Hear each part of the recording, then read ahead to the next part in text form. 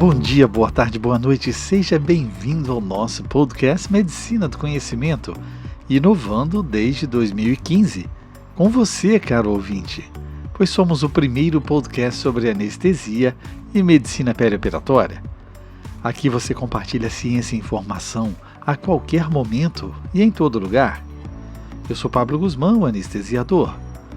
Juntos falamos sobre inovação, tendências, dicas e a prática da medicina, além de assuntos sobre qualidade de vida. Compartilhar é multiplicar. Por isso eu te convido a convidar alguém que possa ser inspirado por esse assunto, ou que mereça receber esse conteúdo. Vamos juntos conversar sobre mais um assunto sem fronteiras no mundo do conhecimento.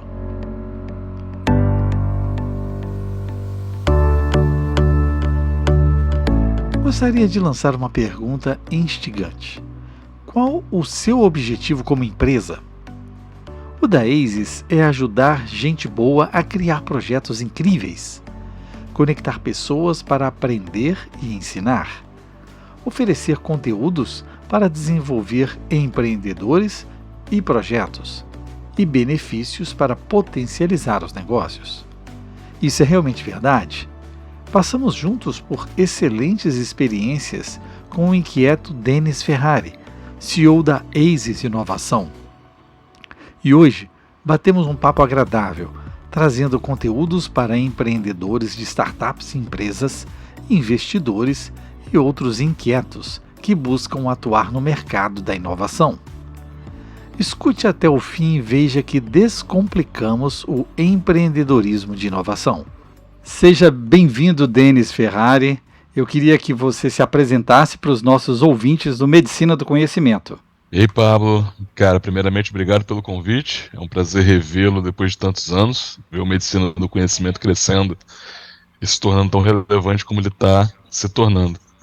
Bom, meu nome é Denis Ferrari, eu sou formado em Sistemas de Informação, mas nos últimos 10 anos eu criei uma empresa que trabalha com inovação. Então, qual é o meu papel? É ajudar para que pessoas que tenham ideias de negócio muito diferentes, muito inovadoras, possam desenvolver esses negócios de maneira, primeiramente, segura.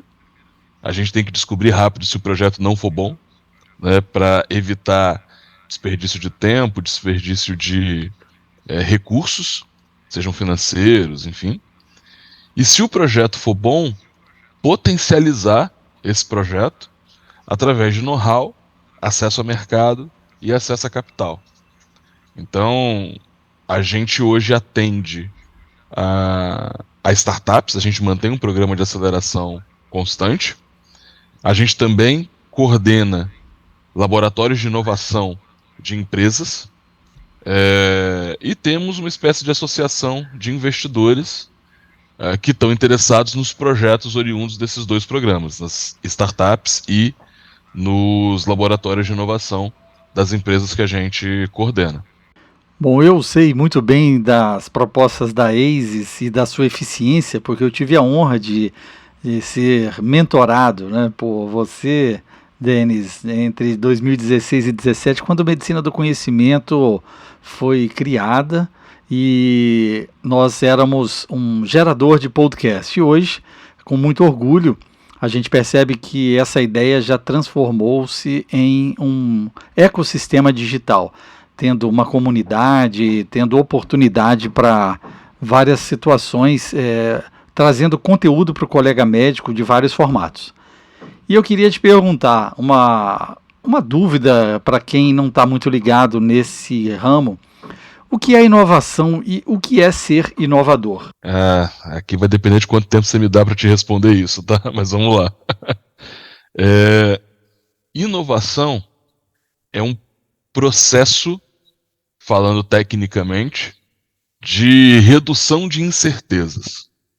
Então, falando muito rapidamente, todo mundo que tem um projeto que é muito diferente, ele é cercado de incertezas. Inovação é o processo que vai reduzindo essas incertezas a ponto da gente conseguir saber o risco do projeto, o custo do projeto, o potencial de retorno do projeto. E aí existem várias metodologias no mercado para você transformar uma ideia em negócio, fazendo essa redução sistemática de incertezas, né? Como a gente está falando aqui com o público da área da saúde, é um processo muito próximo ao método científico no final do dia. Todo negócio tem hipóteses que precisam ser validadas e, de acordo com o resultado de testes de campo, ou a gente levanta novas hipóteses ou a gente prossegue para uma próxima fase de teste. Dentro da ASIS, esse processo ele é separado em 4 grandes etapas. E eu faço uma analogia, como a gente passou por uma pandemia e todo mundo aprendeu mais ou menos as etapas de verificação de uma vacina, né, de verificação de testes de uma vacina, de um negócio, a gente em si passa por 4 grandes etapas aqui. A gente tem a validação que a gente chama do problema, que é entender, que é fazer uma investigação sobre a necessidade ou do problema no mercado. Então imagina que você está desenvolvendo uma solução para que as pessoas, e aí tem um exemplo que eu gosto de dar sempre. A gente atendeu um projeto em que a premissa do empreendedor é que as pessoas não fazem exercício por falta de companhia. Que as pessoas não fazem exercício como deveriam, a gente tem várias pesquisas, vários estudos que corroboram isso. Só que o que acontece? Quando o empreendedor entende que uma das razões é falta de companhia, e ele monta uma solução para que você ache a pessoa para fazer exercício junto com você, a hipótese ela é mais especializada, a hipótese ela é um pouco mais específica. Então a gente conduz geralmente uma pesquisa em torno dessa hipótese para poder entender inicialmente o quanto que ele está certo. Então, por exemplo, essa pesquisa para esse projeto retornou que 6% do público de fato não fazia exercício por falta de companhia. E quer dizer que isso inviabiliza o projeto? Quer dizer que isso mostra que o projeto é de nicho. E todo projeto de nicho você geralmente cobra muito mais caro do que um projeto de massa. Se a gente tivesse uma solução para 94%, essa solução seria 10, 20 reais por mês. Para 6% não vai ser um valor bem mais agregado. E só que isso mostra o risco do projeto. Quando você tem um projeto que é para 94%, mesmo errando no marketing, você provavelmente chega no seu público-alvo. Para um projeto em que 6% do público é o alvo, você tem que ser muito bom em marketing. E aí, a gente avalia dentro do time que está desenvolvendo aquele projeto se essa competência de fato existe ou se ela vai precisar ser contratada. Se ela for precisar ser contratada, aumenta a necessidade de capital. Então, quer dizer, eu nem estou discutindo qual era a solução, as fontes de receita do projeto ou os resultados que ele espera. Apenas com o problema, eu já consigo levantar aqui algumas informações que dão uma ajuda de decisão. Caramba, talvez não valha a pena continuar esse projeto, porque pelo menos com essas informações que eu tenho agora, a chance desse projeto se estruturar no mercado é baixa, né? O time não tem a competência do marketing, o tamanho de mercado é muito pequeno, o risco vai ser percebido como muito alto para o investidor, só apenas com uma pesquisa, sabe? Então, uma pesquisa, obviamente, bem feita, né? A gente geralmente desenha a entrevista e o empreendedor executa. As outras fases têm a ver com a validação da solução, entender se a solução de fato funciona, e a gente só faz esse teste se a primeira fase for concluída, se a gente entender que o problema de fato funciona, o problema existe. A gente tem que testar como que a solução funciona, a gente tem que testar se as pessoas pagam pela solução, e aqui é importante a gente fazer essa diferenciação, tá? Você tem muitas soluções muito boas no mercado que são gratuitas, e não é necessariamente quem usa é a mesma pessoa que paga, né? Então, validar a solução, se a gente estivesse falando do Google, a gente estaria entendendo o seguinte, do Google enquanto ferramenta de pesquisa, as pessoas vão usar isso para poder ter as respostas do seu dia a dia, as pessoas usam, mas as pessoas não pagam pelo Google. Elas, basicamente, o que elas pagam é cedendo seus dados, é colocando lá o seu login e deixando o Google registrar o que está sendo buscado. quem paga o Google são os anunciantes, que querem conversar com essa massa de público que usa a ferramenta de busca. Então, validar a solução não é validar a fonte de receita, porque essas coisas podem ser, inclusive, para públicos diferentes. Já se você pega um negócio como Netflix, por exemplo, a mesma pessoa que usa a solução pode pagar. Ainda assim, a gente sabe que tem muita gente que compartilha logins, né? Isso virou até um problema no último trimestre, no ano passado, na reunião de conselho lá para Netflix. Agora, independente do modelo, a gente separa muito o que é solução e o que é modelo de negócio, as fontes de receita. É muito difícil, Pablo, você ter uma boa solução que não dê para vender. Se a primeira fase foi bem feita. Se você estudou a necessidade, se você sabe que tem mercado, se você sabe quais são os problemas e as dores de fato do seu público, e você tem uma solução que elas estão usando, a fonte de receita você vai descobrir, você vai conseguir instalar, mesmo que ela não seja o que você pensou originalmente. Tá? No Brasil, as pessoas têm um hábito de não separar muito bem solução de receita. Tá? Por quê? Porque a gente é mais conservador no modelo de investimento. Se o seu público for assistir aquele filme que conta a história do Facebook, né? Inclusive lá que o Justin Timberlake faz, o criador do Napster e tal, no mercado americano é fácil você conseguir investimento sem ter faturado nenhum real, baseado simplesmente que os seus usuários estão usando a ferramenta. Então você já consegue geralmente investimentos altos, porque no mercado americano o investidor concorre muito por negócios e ele quer entrar cada vez mais cedo. Eles têm uma aversão a risco menor. E eles sabem que se o usuário está usando, gostou, está perto de achar-se a fonte de receita. Tá? Aqui no Brasil, se você for buscar investimento, uma das primeiras perguntas que o investidor vai te fazer é quanto que você está faturando, como é que você vende. Ele entra num estágio, em média, mais tarde. Tá? Então, quer dizer, o processo de inovação tem a ver com você criar essa ideia, mas aí eu te falo, o que é o trabalho do inovador?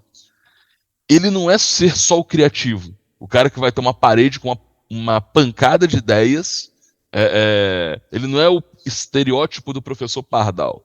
O inovador é aquela pessoa que, com uma ideia na mão, vai tentar transformar essa ideia de fato em valor para alguém. E aí, quando eu falo valor, não adianta você ter o melhor remédio do mundo na gaveta e ninguém tomando. Né? E para você botar um remédio no mercado, você sabe a treta que é. Depende de liderança, depende de ter alguém que pegue o boi pelo chifre para poder conduzir aquela nova solução para o mercado. Então, sem dúvida, é um processo de criação até atingirmos o público e daí uma análise de retorno, mas eu entendo que inovar é facilitar a vida das pessoas, né? Você mostrar que com o seu produto, com a sua ideia, com o seu serviço, a vida das pessoas pode ser melhor.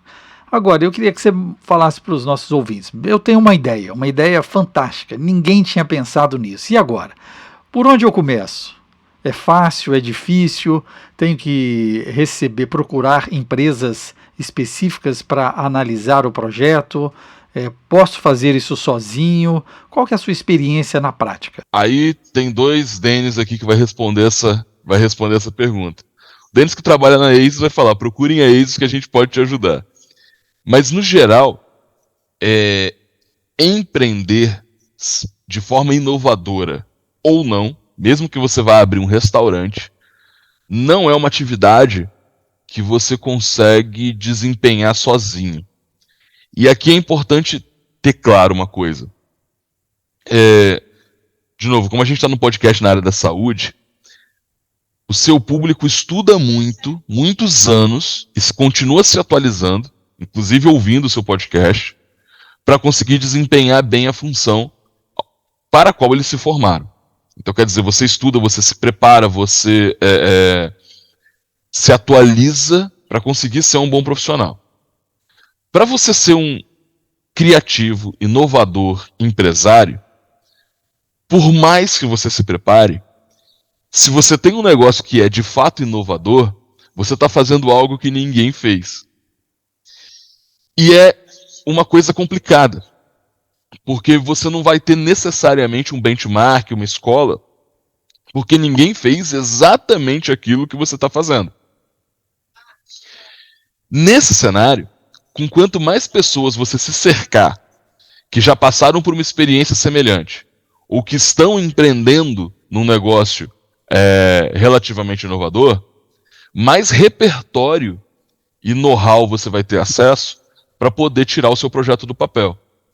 Quando eu falo busque ajuda, obviamente, ajuda especializada pode fazer uma diferença no seu negócio, mas o que o empresário tem que buscar são pessoas melhores do que ele, seja dentro de casa, no seu time, seja fora de casa, no seu círculo de relacionamento, sabe?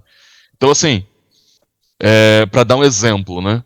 Eu hoje sou diretor de novos negócios de uma associação aqui em Vitória que chama Action, que é a Associação das Empresas de Tecnologia do Estado. A diretoria da Action é composta por empresários muito mais experientes do que eu. Muito mais experientes do que eu. Por que eu estou lá nessa diretoria, como voluntário, fazendo um trabalho cá entre nós? Que é um trabalho puxado, que é um trabalho que tira tempo da minha família, que tira tempo do negócio, porque é um fórum que eu tenho para poder conversar com pessoas mais experientes que eu e manter o machado amolado. E ninguém ali é meu mentor formalmente falando, né? Mas todos eles são meus mentores na prática. Então, quer dizer, a gente faz 1, 2 reuniões por mês. Eu sempre vou para a reunião sabendo, caramba, aconteceu tal coisa na empresa, eu vou chegar lá, vou conversar com fulano para saber o que ele acha, conversar com Beltrano para saber o que ele acha, para você ter referência, porque a liderança de um negócio é, por definição, uma região solitária. É uma região que você vai ficar muito com seus pensamentos. Ter pessoas que possam compartilhar com você know-how, experiências, e às vezes até, Pablo, uma segurança do tipo assim, não, esse problema que você está passando aí é isso mesmo, não tem jeito, todo mundo passa por isso, sabe? Nem que seja um reforço psicológico. Eu sinto às vezes que eu tenho 2 filhos, né? Tenho uma filha de 4 e um filho de 2. E quando a minha mais velha nasceu, a gente ia no pediatra mais pra gente ficar tranquilo do que pro pediatra fazer os exames. Que ela estava sempre bem, mas toda vez que a gente sabia que ela estava bem, a gente falava, beleza. Aquela maluquicezinha que ela tá fazendo é normal, essas pirracinhas é normal, vambora. Até aqui a gente fez um bom trabalho, sabe? E é muito... E paternidade e negócios tem essa questão em comum. Talvez seja uma das coisas mais importantes que você vai fazer na sua vida. Mas como é que você se prepara de fato, sabe? E aí, obviamente, eu não estou dizendo que os cursos, que a parte de preparação não possa te ajudar. Hoje tem muito curso, por exemplo, de paternidade, para te ajudar a se preparar para a paternidade.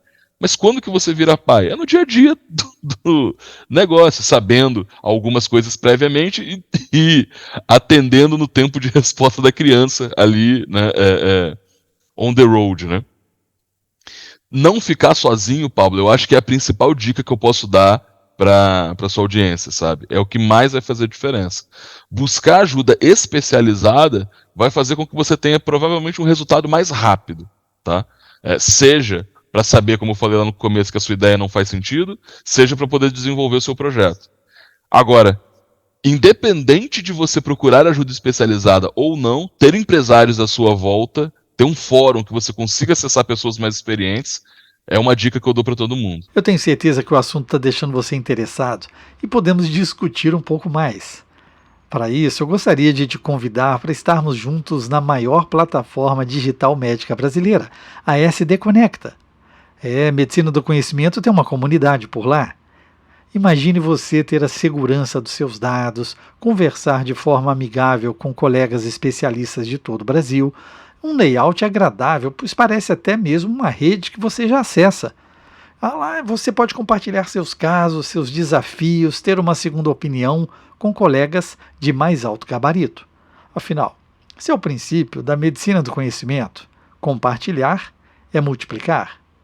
Eu vou deixar no texto aqui do podcast o link de acesso à plataforma, mas você também pode digitar aí rapidamente o link bit.ly com y/medconecta e ser um early adopter, um médico antenado com as novidades e construindo hoje o nosso futuro. Bom, nós vivemos no momento pós-pandemia. A área de saúde sofreu muito, vivenciou algo que nunca antes imaginado por nós, e nós aprendemos muito na resiliência, no processo de cuidar, no processo realmente no sentimento de cuidar do outro. Isso se aprofundou ainda mais nesse momento. E na área da inovação, o que mudou no mundo para você pós-pandemia? Se a gente for falar tecnicamente, mudou o perfil de projetos que conseguem capital pós-pandemia. O que acontece? No Brasil, como a gente estava conversando, o nosso investidor médio ele é mais conservador. Mas existem negócios que são mais caros e que têm uma probabilidade maior de precisarem de mais dinheiro durante a sua jornada. Pós-pandemia, esse tipo de negócio tem mais dificuldade de conseguir investimento. Então o que acontece? O que os investidores estão procurando hoje? Negócios que têm uma capacidade de geração de caixa, de geração de receita, em curto prazo, para que eles consigam atingir break-even, né? Consigam se pagar mais rápido e que não dependam de capital extensivo para sobrevivência, que eles só dependam de fato para crescimento. Alguns negócios foram hiperalavancados, a cadeia de logística, de supermercados, tiveram alguns negócios que foram muito alavancados e tiveram outros negócios que praticamente zeraram. A própria parte de conteúdo também foi muito alavancada na pandemia. E teve negócios que pararam, eventos, toda a cadeia de entretenimento precisou se reinventar em alguns aspectos ou apenas aguardar, muita gente morreu. A gente teve, eu acho que 2 negócios que tiveram que parar de vez, assim, dentro da ASIS, para falar. Pós-pandemia, a gente tem um mercado diferente. Agora, não falando de capital, a gente tem um mercado diferente com novos hábitos. Você tem uma população mais digitalmente alfabetizada. Então, quer dizer, pedir alguma coisa no iFood era para pessoas digitais. Hoje é quase para todo mundo. Porque todo mundo foi obrigado a testar esse negócio em algum momento da pandemia. Né? Você tem... E isso muda tudo. Se a gente for pegar como o mercado agora de varejo está vendendo mais online, porque essa barreira foi quebrada, essa barreira de experimentação, a gente avançou uns 10 anos em 2 neste sentido. Tá certo, a gente pagou um preço hiper caro, mas isso aconteceu. E a gente tem uma mudança de hábito no mercado também das pessoas envolvidas como entretenimento, viagens, foram coisas que ficaram paradas, então você tem um efeito rebote, né? Então você vai ter agora nos próximos anos, talvez o Airbnb, hospedagem, viagem, pegando esse acumulado pós-pandemia, né? Então você vai ter as pessoas querendo sair mais de casa, querendo viajar. E, Pablo, eu acho que a coisa mais para mim, assim, que mudou em mim e que eu percebo é a rotina das pessoas. Mudou para muita gente. Então, quer dizer, a gente se conheceu ali em 2017, 2018. A ASIS em 2019 cresceu muito, 2018 para 2019. 2019 eu quase não vi minha filha. Pós-pandemia, isso nunca mais vai ser verdade. Assim, isso nunca mais vai ser verdade. Porque o home office virou uma modalidade agora de todos os segmentos de mercado. Então, quer dizer, as pessoas estão fazendo mais rotinas ou totalmente home office ou híbridas.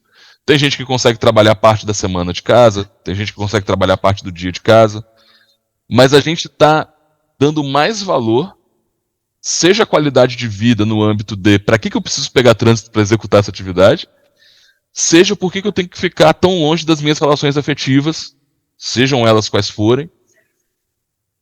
Eu não sei quanto tempo que eu tenho com essas pessoas.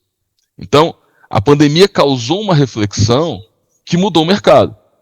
Quem produz e quem consome. Né? Eu hoje, graças a Deus, consigo ter uma operação. Eu tenho pessoas hoje trabalhando na ASIS, São Paulo, Jundiaí, Rio, Curitiba, Vitória. Cara, minha equipe eu não vejo ela ao longo do ano presencialmente todo mundo. É muito difícil, tá? Mas, cara, olha que maravilhoso. Assim, eu tenho acesso a pessoas, isso viabilizou eu ter acesso a pessoas que seriam muito difíceis de acertar na minha praça, de conseguir na minha praça raiz, que é Vitória Espírito Santo. Isso me viabiliza ter na minha empresa múltiplas culturas e olhares, que é difícil se você não tem pessoas que são de lugares diferentes, que são pessoas de vivências muito diferentes. E isso viabiliza eu ter uma operação que eu posso tocar de qualquer lugar. Então, agora eu estou aqui em Jundiaí porque a gente veio conhecer uma universidade aqui. Agora à tarde, eu vou para São Paulo fazer negócio na região do ABC, volto para... E assim, a nossa operação continua, sabe? Essa semana, por acaso, a contragosto da minha filha, que está me cobrando todo dia para voltar para casa, né, estou viajando uma semana. Mas assim, a operação não para, e nas 3 semanas anteriores eu consegui ficar muito grudado com ela, sem perder produtividade. Então, poxa, graças a Deus, a gente sabe, né, Pablo, que muita gente perdeu entes queridos, perdeu família. Graças a Deus, na minha família, eu fui poupado de perder alguém. Assim, a gente ficou muito preocupado com a minha avó, que era muito... Minha avó tem 90 anos, né? Ela era a faixa de risco da pandemia, né? Teimosa que só ela para poder ficar em casa, meu Deus do céu. Teimosa. Mas a gente conseguiu passar com essas mudanças de comportamento e dando muito mais valor, eu acho, ao que realmente importa, assim. E dentro dessa ideia de empreendedorismo na saúde, novas tecnologias, vou te fazer a pergunta do milhão para os nossos ouvintes aqui que estão se aprofundando ou conhecendo essa visão de inovação. Para onde vamos, Denis? Essa é a pergunta de 1 milhão, né, Paulo? Essa é a pergunta de 1 milhão. O que eu posso te dizer? Que eu estou vendo de movimentação, tá? Dentro da nossa esfera tem dois segmentos que estão investindo muito em inovação dentro das praças que a gente trabalha. O agro, a saúde e existem alguns outros segmentos, mas eu vou explicar de uma outra maneira aqui esse terceiro grupo, porque ele não é tão preso num segmento. A área de agro, a gente tem muita terra, o agro é uma indústria que leva boa parte do PIB do país, mas a gente ainda pode ter muito ganho de produtividade com inovação. E o agro entende isso, o setor. O setor está puxando uma necessidade de inovação, mas o segmento ele vai no tempo dele. Então o que acontece? Quando a gente fala do agro, a gente não pode pensar apenas no grande produtor rural que é profissional e tal. Existe aquela família produtora que vai precisar e gerar inovação também, mas no tempo dela. Então quer dizer, a gente tinha um projeto muito bacana aqui na ASIS de fertirrigação, que faz a parte de irrigação e fertilização toda automática, por exemplo. Quantas horas isso economiza da família em termos de produção? Isso torna os gastos, né, de água mais eficiente, ele regula por sensor se faz sentido ou não irrigar se já choveu, dependendo da umidade relativa do ar. Isso faz com que a produtividade aumente, faz com que a gente tenha mais comida por um custo menor. Só que esse segmento ele tem o desafio de mudança de cultura. Você tem gente tentando mudar, tentando fazer a inovação avançar, e você tem a cultura do segmento fazendo com que esse tempo seja um pouco mais lento. Parte desse público, principalmente os usuários da inovação, eles têm o tempo deles de adoção de tecnologia. Então você tem geralmente uma parte, aquela cadeiazinha, né? Você tem os early adopters, aí depois vem uma cauda, dentro do agro isso é muito marcado, Dentro da área da saúde, a gente tem muita geração de inovações de todos os tipos. Equipamentos e processos é o que a gente mais tem olhado de perto, assim. Até por conta do nosso networking, por conta das empresas que estão com a gente acaba vendo muito. Quando eu falo processo, muitas vezes é a tecnologia que dá embasamento a um processo que já existia, mas que fica mais digital, que fica mais eficiente, né? O que me chama muita atenção na área da saúde, Pablo? Que é uma das poucas áreas em que quem usa a inovação e quem gera a inovação tem quase o mesmo nível de conhecimento e repertório, que é um pouco diferente do agro, entendeu? Que quem consome a inovação nem sempre é tão afeito à tecnologia dentro do agro. Na saúde, quem gera a inovação e quem consome tem basicamente o mesmo repertório, né? A mesma formação acadêmica, está trabalhando na mesma área, tem o mesmo nível de formação, o mesmo nível socioeconômico. E aí, eu olhando para a saúde, entendo que ela tem um potencial muito maior do que outros segmentos de atingir um ponto exponencial de geração de inovação. Justamente por conta dessa característica. A gente não está falando com gente que estuda pouco, a gente não está falando com gente que não lida bem com... Não, a gente está falando com pessoas excepcionais na média, tá? Então, isso é um grande ativo da área da saúde, né? O que está agora, provavelmente vai fazer uma disrupção em todas as áreas? A parte de inteligência artificial, que vai mudar a cadeia de como a gente está fazendo as coisas, e essa mudança ela não vai demorar mais do que um ano para que a gente tenha uma fauna e uma flora completamente diferente no mercado. Se você pega, por exemplo, o ChatGPT, que é a ferramenta de inteligência artificial que mais está em alta hoje, enquanto a gente está gravando esse podcast, ele tem potencial, e aqui é importante de colocar, tá? O que o ChatGPT vai fazer na prática? Vai fazer com que a gente seja mais produtivo, na média, e vai fazer com que menos pessoas sejam necessárias para poder fazer trabalhos braçais. Então, um exemplo, né? Eu tenho um canal no YouTube chamado Denis Ferrari.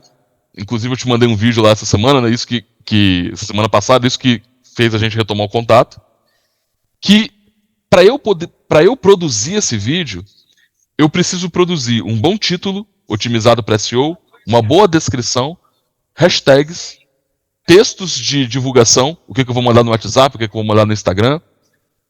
Tudo isso o ChatGPT está fazendo. Existe um trabalho de pensar na pauta, existe um trabalho de fazer no vídeo e preparar a divulgação. Tirando fazer o vídeo, o ChatGPT consegue fazer tudo. Se eu chego no ChatGPT e falo assim, ChatGPT, me dá 100 ideias de vídeo sobre empreendedorismo e inovação. E ele vai me dar uma lista. Uma vez que eu escolho isso, eu falo, olha, monta um roteiro básico para esse vídeo. Ele monta. Monta o vídeo de descrição. Ele monta. Quer dizer, Pablo, eu tinha umas 3 pessoas que me ajudavam em etapas diferentes desse processo. Tá? Quer dizer que todas elas perderam função? Não. Só que agora eu consigo ter um nível de autonomia muito maior. E, obviamente, ChatGPT é uma ferramenta. Né? Então eu posso usar ela bem, posso usar ela mal. A ideia não é usar exatamente o que ela te entrega e acabou, mas você colocar o seu tempero, você colocar a sua coisa. Só que quantos trabalhos de redatores, de produtores de copy, né, que são textos comerciais, vão nisso? Imagina quanto que isso vai impactar na área de direito. Tá? Tem uma série que chama Suits, não sei se você viu, né, aquela série sobre advogados, né, fez muito sucesso aqui no Brasil, que em algumas cenas tem lá O advogado principal chega numa sala que está todos os associados, que é quem faz o trabalho grosso, né? Então, caramba, eu tenho um caso aqui que eu tenho que pesquisar toda a jurisprudência dos Estados Unidos. E aí são os associados que vão fazer essa pesquisa. No Japão, você já tem ferramentas hoje que pesquisam a jurisprudência de maneira automática. O que eu estou querendo dizer? Aquela sala de associados já não existe no Japão. O ChatGPT, enquanto inteligência, ele não é... Ele depende muito da base de dados. Então pensa o seguinte, eu posso colocar dentro dessa IA qualquer base de dados, pode ser de jurisprudência para o direito, pode ser de sintomas e doenças, a gente falando de saúde, e o ChatGPT consegue analisar padrões e fazer buscas de uma maneira com linguagem natural maior do que qualquer ser humano vai fazer. O que a inteligência artificial não vai fazer? A parte de criatividade e inovação. Uma vez que a produção de conhecimento vai ficar na nossa mão, uma vez que esse conhecimento existir e precisar ser acessado, ninguém vai fazer isso melhor do que a inteligência artificial. Mas vai sobrar para a gente uma maestria técnica na produção dessas coisas, porque o ChatGPT ele vai ser talvez muito melhor do que um estagiário, do que alguém até intermediário na produção de um texto, por exemplo. Mas é improvável que ele seja um mestre em algumas execuções. Ele tende a fazer coisas genéricas, e aí a ferramenta pode ser testada gratuitamente, quem quiser pode brincar, eu sugiro que brinque. Só que ela é só o principal player. Saiu uma notícia agora que a Microsoft investiu 20 bilhões no ChatGPT. Né? Enquanto a gente está gravando aqui, eu li essa notícia agora de manhã. Pablo, o mundo vai ser muito diferente ano que vem. O mundo vai ser muito diferente. Muito, muito, muito. A gente estava com algumas dificuldades para a produção de textos em algumas empresas que a gente assessora, que o ChatGPT já está entrando para poder resolver. Porque ele está escrevendo melhor do que a média de algumas pessoas, sabe? Isso é surreal, Pablo. Isso é surreal. Assim, você tem aquelas ferramentas hoje que não estão no mesmo nível de ser avançadas. Não sei se você já ouviu falar no Midjourney. Midjourney, você já ouviu falar? Procura brincar com esse negócio. Que é produção de artes, produção de imagens com base em inteligência artificial. O conceito é o mesmo. Ele acessa um banco de dados de imagem e você consegue, com texto, pedir para a inteligência artificial criar uma arte. E você pode ser muito específico. Né? Eu quero que você crie a arte de um macaco fumando em cima de um barco no meio do Oceano Pacífico. E a inteligência artificial consegue gerar isso. Porque ela entende o que é macaco, o que é fumar, o que é barco, o que é o Oceano Pacífico. Ela busca nas referências e faz uma cola e te entrega. Isso está economizando horas e horas de pesquisa no Google Images de acordo com a especificidade. Né? Então, inteligência artificial Web 3 é o próximo segmento para onde a gente está indo, que devem ter coisas que vão parecer avançadas demais no primeiro momento, mas que vão mudar muito o mercado em curto prazo, sabe? Mudar muito em curto prazo. Denis, os nossos ouvintes são colegas médicos, acadêmicos de medicina e amantes de podcast. Eu queria que você deixasse aí uma mensagem para 2023, para quem está começando, para quem tem uma ideia, para quem quer empreender na saúde. Qual seria a sua principal mensagem de fechamento? Você que também é convidado para muitos eventos, para aulas, né, para instituições acadêmicas, e você deixa aquele mensagem para levar para casa. Qual seria essa mensagem para os nossos ouvintes? A gente escreveu um livro ano passado, Pablo, que chama 12 Atitudes de Quem Inova. Esse livro está gratuito, se você procurar no Google você consegue baixar, não precisa pegar e-mail, não é isca digital. Foi um livro que a gente escreveu justamente para poder incendiar os corações de quem tem já esse chamado à inovação de certa maneira. O livro tem 12 atitudes de quem inova e eu quero chamar atenção para duas delas aqui que a gente escreveu. Uma é o começa com o que você sabe, porque o importante no fim do dia é começar, sabe?